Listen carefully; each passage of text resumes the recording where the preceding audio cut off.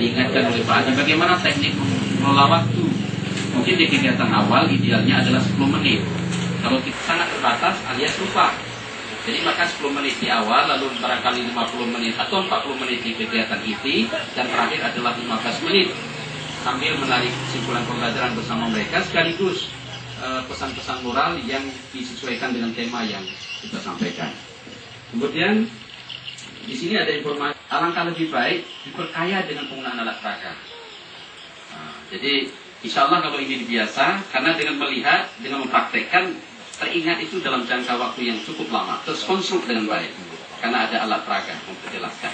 Jadi kalau ibu kata durian, kalau memang buah duriannya di bawah cukup payah karena banyak durinya, lalu durian itu digambar dengan gambar yang mencolok persis durian asli, anak cukup kontekstual untuk mengingat buah itu. Barangkali ini sebagai contoh gitu ya. Anak gagal melakukan sebuah kegiatan, tapi berikan pujian pada dia. Apa sayang? Tapi itu harus lagi janji dengan bahasa itu. Salah pun kadang-kala dihargai. Terima kasih Bapak dan Ibu sekalian. Sekali lagi saya tidak menggurui. Kalaupun ada sedikit barangkali sumbang saran ini semata-mata adalah untuk kebaikan. Terima kasih kepada Pak Khairudin. Untuk selanjutnya pemberian sertifikat secara simbolis yang akan diwakili oleh dua peserta. Yang pertama yaitu Ibu Sambani PHAMA dari SDN Pasikumbang yang akan diberikan oleh Bapak Adi Darmawan.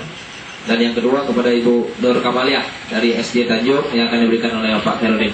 Kepada dua peserta yang disebut namanya, harap berdiri di depan.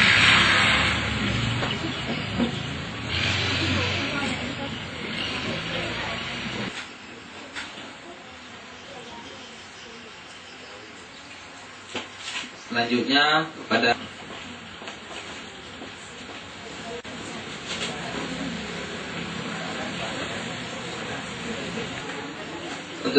selanjutnya pembagian lembaran evaluasi yang akan dibagikan oleh panitia. Nah, itu akan menjadi bahan evaluasi buat kami.